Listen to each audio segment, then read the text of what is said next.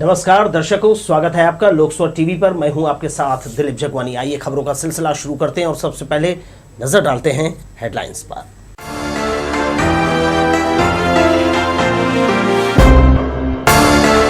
लाठी चार्ज के विरोध में संविदा कर्मियों ने किया 32 जिलों में प्रदर्शन, बिजली विभाग ने नियमित करने की मांग। पेट्रोल पंप को बनाया ऑटो स्टैंड, लापरवाही से हो सकती है अग्नि दुर्घटना। 23 बरस से संस्कृत का बांट रहा ज्ञान पाणिनि शोध संस्थान में देश विदेश से पढ़ने आते हैं बच्चे युवा। और कला की त्रिवेणी समाहित है नृत्य में, दिवस पर खास पेशकश।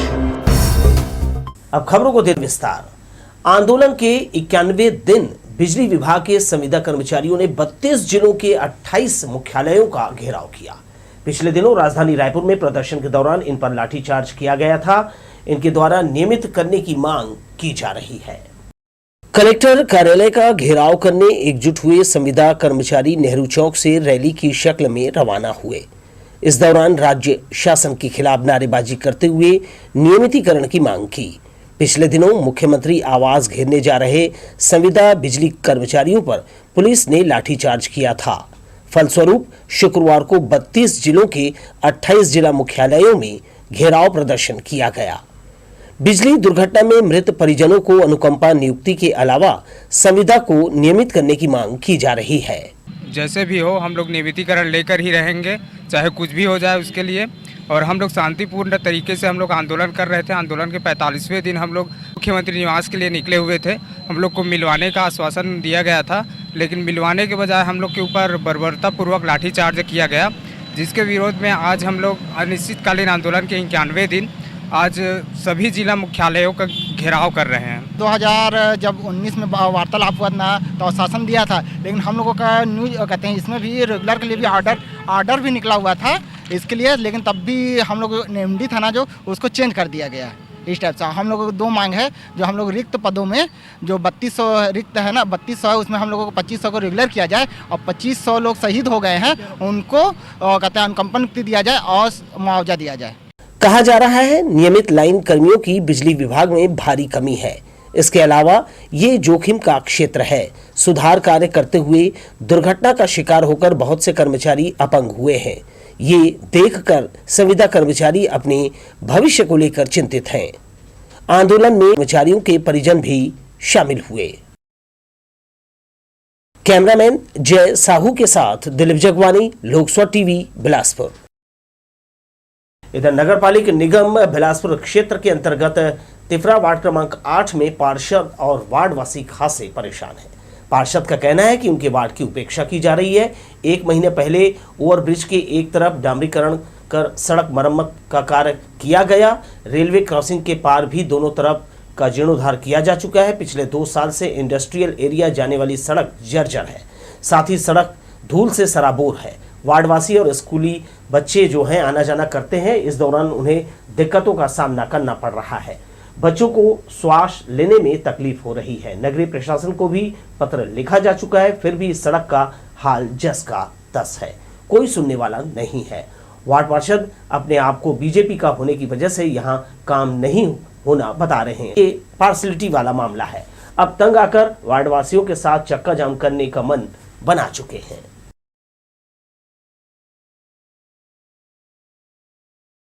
पीएस स्कूल से फ्लाईओवर तक, रेलवे क्रॉसिंग तक डामरीकरण मरम्मत हो चुका है। रेलवे क्रॉसिंग के उस पार राजीव गांधी चौक के बीच से दोनों तरफ का डामरीकरण हो चुका है, परंतु मेरे वार्ड में मुश्किल से 200 मीटर है चन्नाहू के घर से रेलवे क्रॉसिंग तक को। उसको डामरीकरण के लिए क्यों छोड़ा गया, क्यों छलवा किया जा रहा है मेरे वार्ड के लिए। ओवरब्रिज के पास जब रोड बना है, दोनों तरफ से रोड ख़राब हुआ था, लेकिन एक तरफ से बना के इन लोग छोड़ दिए हैं। हमको धूल मिट्टी परेशानी, बारिश के टाइम में पूरे गड्ढे भर जाते हैं, आने जाने में एक्सीडेंट होते रहते हैं, हमको बहुत परेशानी जाती है। इस चीज़ के लिए हमको इनसे निवेदन है कि हमारी तरफ इधर डामरीकरण हो, रोड बन जाए। हमको इस चीज़ के लिए बहुत परेशानी है।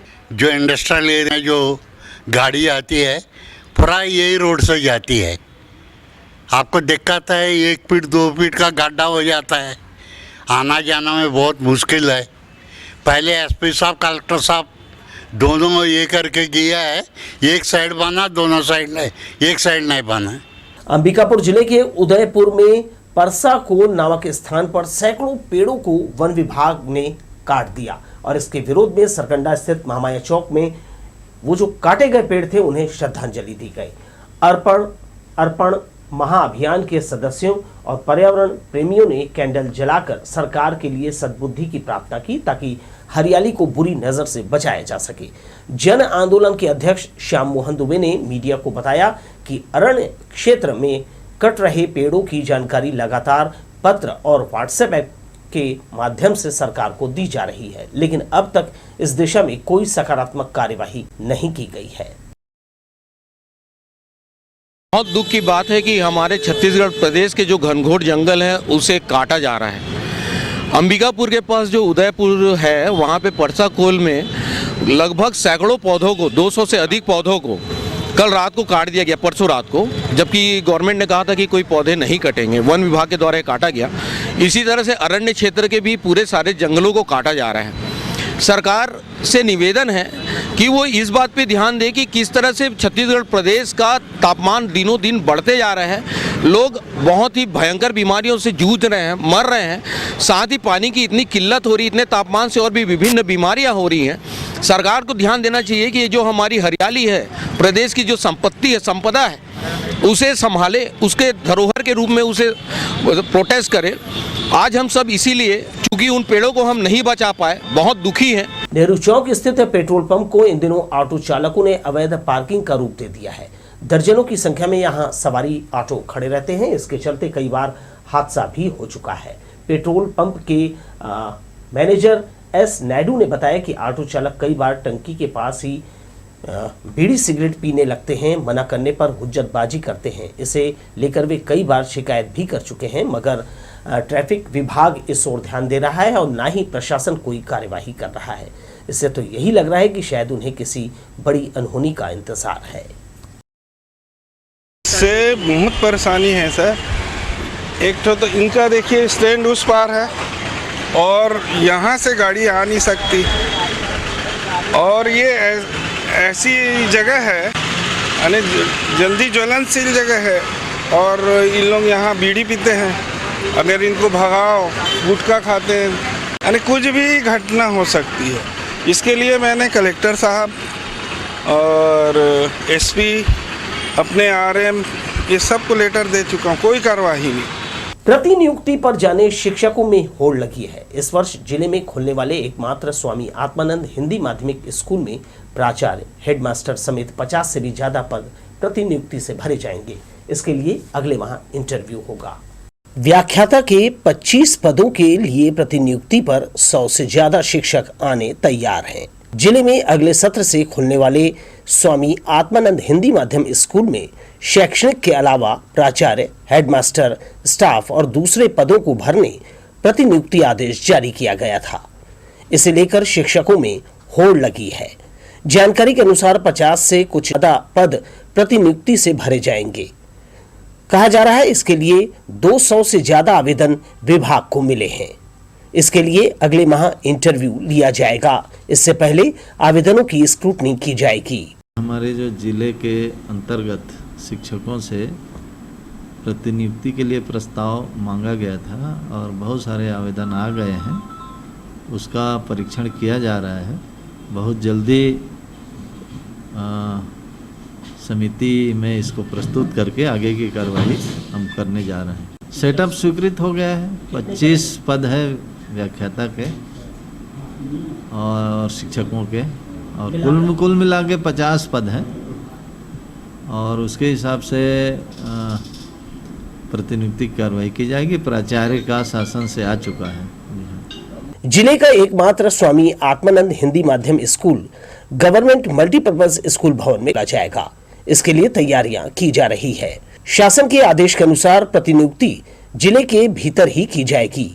ये अलग बात है कि यहाँ पदस्थ बाहरी शिक्षकों ने भी प्रतिनियुक्ति आवेदन दिया है। कैमरामैन राजा खान के साथ दिलीप जगवानी, लोकसभा टीवी, बिलासपुर।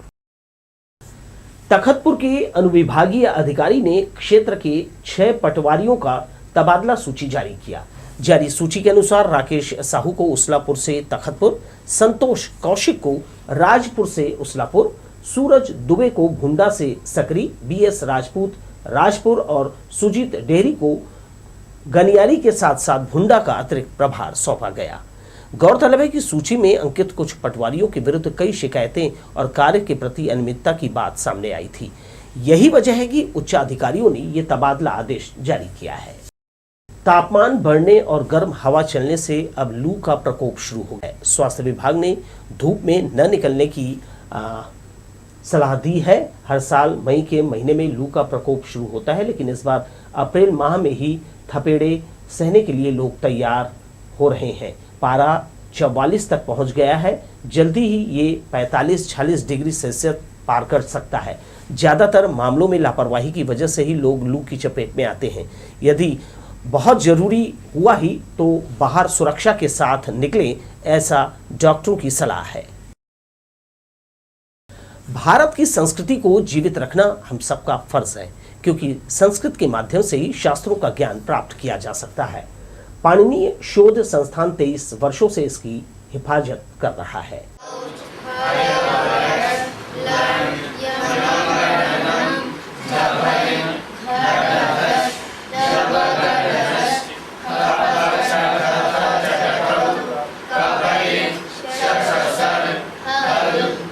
ये भारत की संस्कृति और संस्कृत को जिंदा रखे हुए हैं। यही विद्यार्थी राष्ट्र निर्माण की सोच को आगे बढ़ने में अपना योगदान दे रहे हैं। ये है पाणिनीय शोध संस्थान। देश विदेश के बच्चे यहाँ संस्कृत व्याकरण सीखने पहुँचते हैं। संस्थान की संचालिका डॉक्टर पुष्पा दीक्षित ने बताया कि आज की दौर में अब कोई नहीं रहा जिसे संस्कृति और संस्कृत को बचाने में रुचि हो, मगर हमने इसे जिंदा अभी भी रखा है, क्योंकि यह भाषा प्राचीनतम भाषाओं में से एक है। इसके बिना ना हिंदी होगी और ना ही अंग्रेजी। बातचीत के दौरान उन्होंने अपने उद्देश्यों पर भी प्रकाश डाला। देखिए, संस्कृत जो है ना, उस राष्ट्र की जड़ है, उस राष्ट्र की आत्मा है।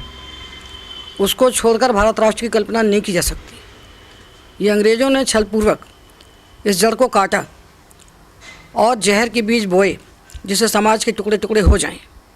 और हमारे शासकों ने खूब खानी डाल करके उन बीजों को सींचा और बड़े बड़े पौधे वृक्ष अब तैयार हो चुके हैं जो फल दे रहे हैं, जिसका फल हम देखते हैं चारों तरफ देश में आग लगी हुई है।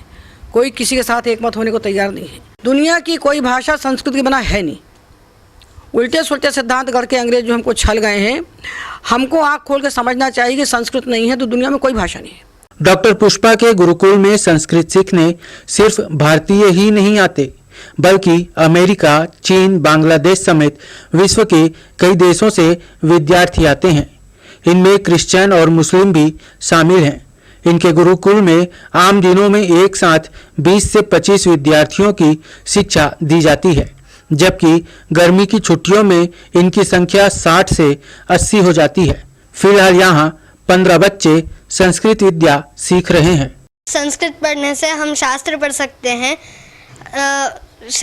शास्त्र पढ़ने के लिए हमको संस्कृत ही चाहिए, इसलिए यहाँ आया हूँ। अच्छा लग रहा है, अच्छा पढ़ने में अच्छा है। मैं मैसूर से आई हूँ। मैं यहाँ संस्कृत पढ़ने आई हूँ, व्याकरण पढ़ने के लिए आई हूँ। संस्कृत सारी भाषाओं का जड़ है। संस्कृत पढ़ने से हम सारे भाषाओं को जान सकते हैं। मैं यहाँ व्याकरण पढ़ने आया हूँ। हमारे नेपाल में भी पढ़ाई तो होता है, लेकिन इस प्रक्रिया से पढ़ाई नहीं होता है। वहाँ पे भी पढ़ चुका हूँ, लेकिन उससे वहाँ 4 साल में पढ़ाई होता है, जो यहाँ 2-3 महीने में होता है। और यहाँ बहुत इजीली होता है और समझने में भी बहुत अच्छा होता है। और संस्कृत पढ़ने से सभी में, मतलब सभी भाषाओं का जड़ संस्कृत है, तो संस्कृत पढ़ने से सभी का ज्ञान होगा और शास्त्र पढ़ने में आसान होगा। बिलासपुर के गोड़पाड़ा में ही डॉक्टर पुष्पा दीक्षित का निवास है। अपने निवास से ही वो साल 2001 से पाणिनीय शोध संस्थान का संचालन कर रही हैं। गुरुकुल की तरह संस्कृत सीखने वाले उनके घर में ही रहते हैं और संस्कृत सीखते हैं। यहाँ उन्हें मुफ्त में संस्कृत की शिक्षा दी जाती है और भोजन की व्यवस्था भी निःशुल्क ही है। डॉक्टर पुष्पा बताती हैं, अब तक हजारों से ज्यादा विद्यार्थियों को वो संस्कृत में निपुण कर चुकी हैं, मगर दुर्भाग्य कहें या सरकार की विफलता, इस शोध संस्थान को सहयोग देने उनके पास कोई योजना नहीं है। लोकसभा टीवी के लिए कैमरामैन सतीश साहू के साथ नीरज शर्मा, बिलासपुर।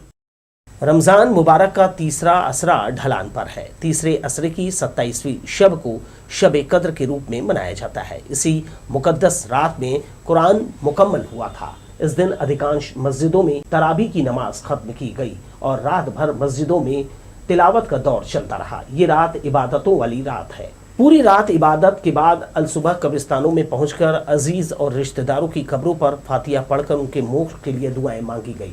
बिलासपुर के अधिकांश मस्जिदों में पूरी रात इबादत की जाती रही। माना जाता है कि इस रात इबादत, तिलावत और दुआएं कबूल और मकबूल होती हैं।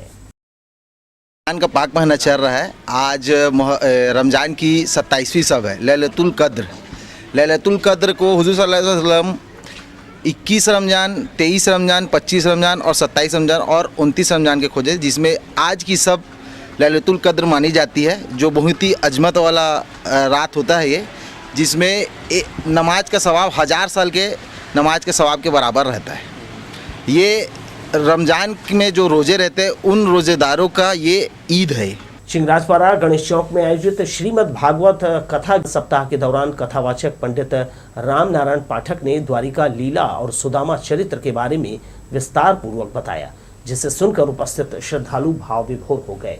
शुक्रवार को परीक्षित मोक्ष के साथ भागवत चढ़ोतरी का कार्यक्रम किया गया। शनिवार को गीता पाठ, सहस्त्र धारा और तुलसी वर्षा के साथ श्रीमद् भागवत महापुराण ज्ञान यज्ञ का समापन होगा।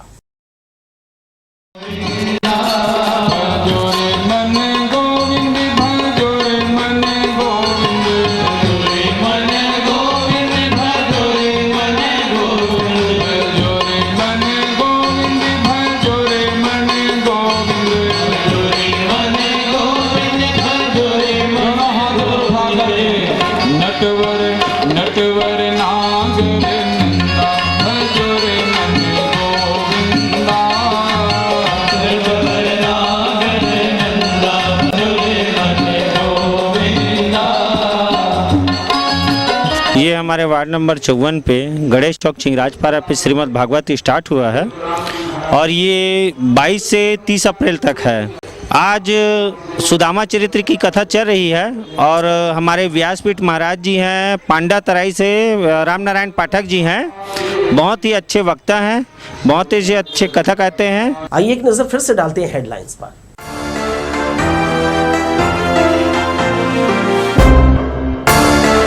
लाठी चार्ज के विरोध में संविदा कर्मियों की 32 जिलों में प्रदर्शन, बिजली विभाग ने नियमित करने की मांग। पेट्रोल पंप को बनाया ऑटो स्टैंड, लापरवाही से हो सकती है अग्नि दुर्घटना।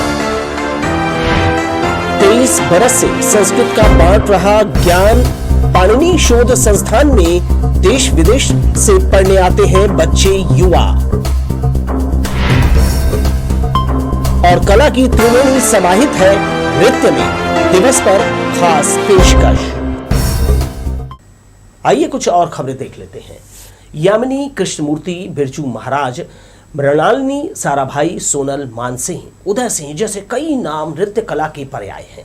शोहरत और सम्मान भारतीय कला का दूसरा पहलू है। नृत्य की अभिव्यक्ति सामाजिक और सांस्कृतिक प्रतिबंधों से मुक्त है। पेश है दिवस पर विशेष।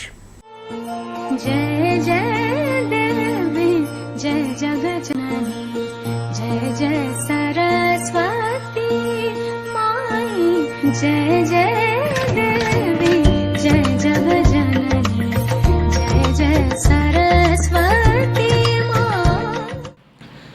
कला का संगम अगर आपको देखना हो तो किसी कलाकार को नृत्य करते हुए आप देख लीजिए, तब आपको पता चलेगा कि आप संगीत भी सुन रहे हैं, उसका अभिनय भी देख रहे हैं और इस तरह से आप पूरा पुरसुकून जो आपको है वो महसूस होगा। होना भी चाहिए, क्योंकि आम आदमी से अलग जब स्टेज पर कोई कलाकार अपनी प्रस्तुति देता है तो वो हमारी नज़रों में ऊंचा होता है। यही कलाकार की मूल भावना है। उतने ही सम्मान का वो हकदार है, उतनी ही उसकी उत्कंठा होती है। ये बात मैं इसलिए कह रहा हूँ क्योंकि पूरे विश्व स्तर पर नृत्य दिवस मनाया जाता है। इस नृत्य दिवस के अवसर पर हम अपने शहर की इस क्षेत्र में दखल रखने वाली मैडम ममता चक्रवर्ती से मुलाकात करते हैं। भातखंडे संगीत महाविद्यालय में लेक्चरर हैं। जानते हैं आपके काम की बात उनसे फटाफट।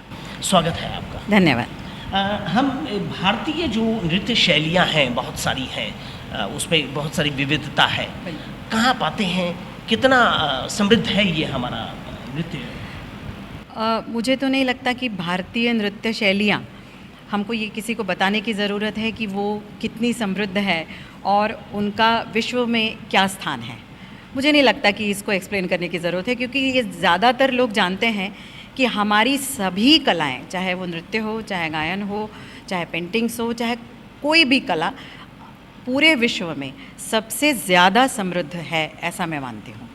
क्योंकि मुझे बहुत अच्छा लगता है, मैं कई बार इस चीज़ों को और भी लोगों को बोलती हूँ कि भारत एक ऐसा देश है जो कल्चरली सबसे ज़्यादा समृद्ध है, क्योंकि हर स्टेट का, हर जगह का अपना एक कल्चर है।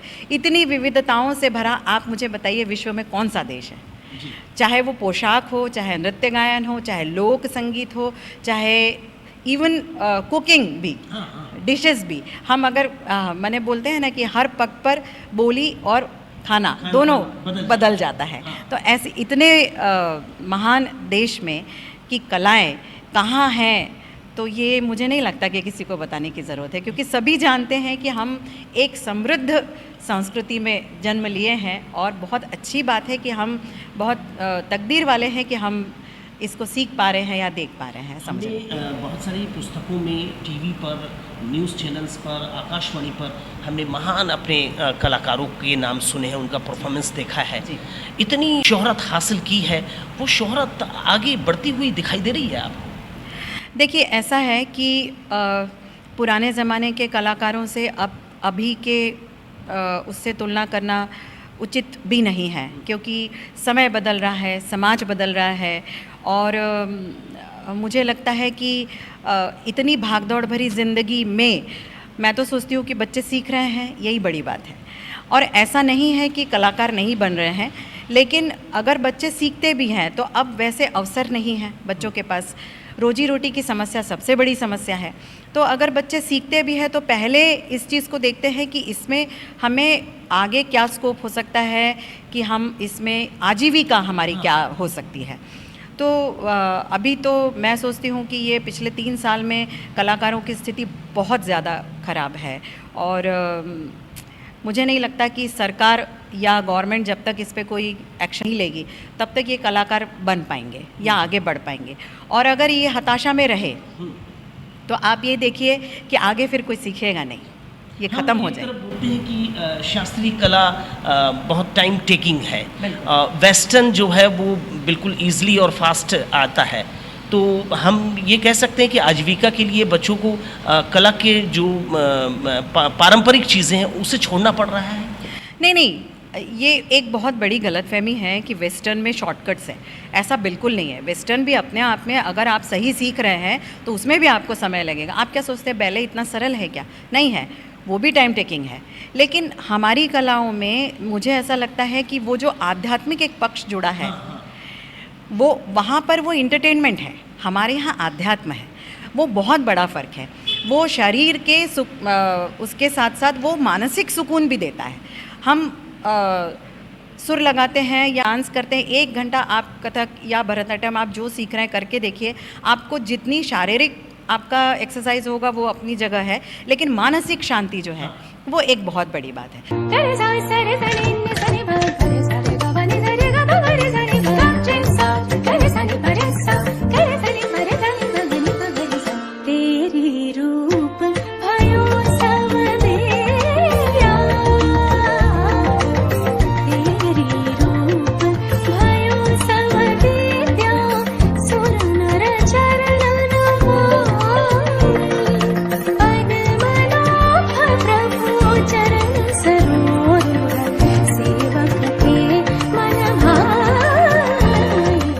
उसके साथ हमारा सारा कल्चर जुड़ा है। हम रामायण महाभारत जुड़ते हैं, कृष्ण की लीलाएं जुड़ती हैं और शिव तांडव जुड़ता है, और ऐसे माइथोलॉजिकल एस्पेक्ट्स को भी हम लेके प्रेजेंट करते हैं, तो वो एक फीलिंग ही अलग है।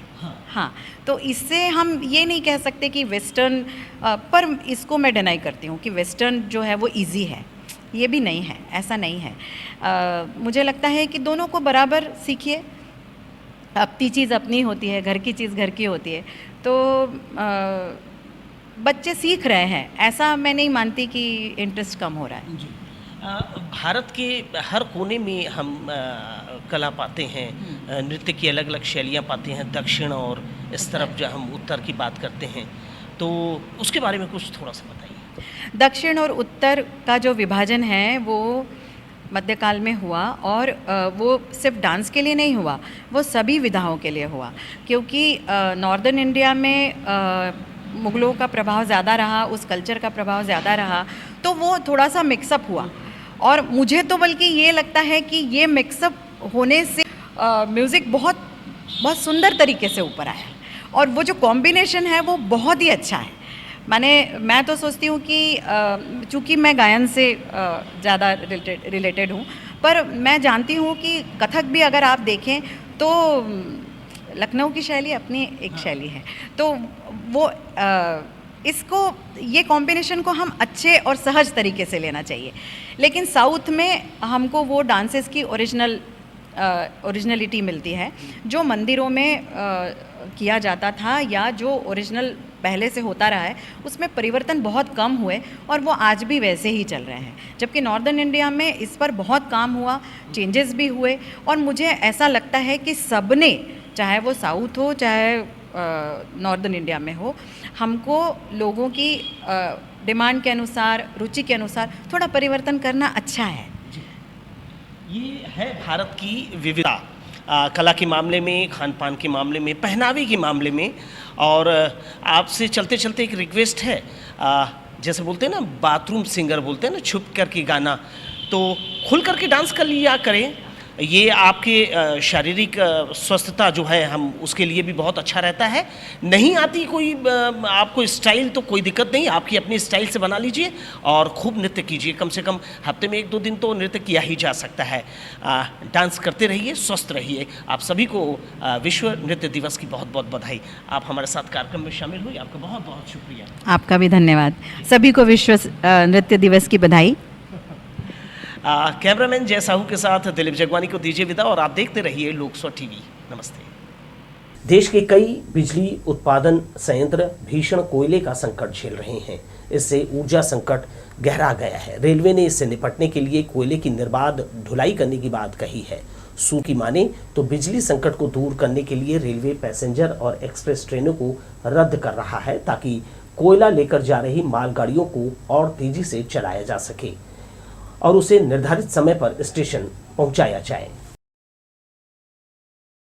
यात्रियों को कंफर्म बर्थ उपलब्ध कराने के लिए रेलवे प्रशासन समय समय पर जोन से चलने वाली ट्रेनों में अतिरिक्त कोच की सुविधा देता है।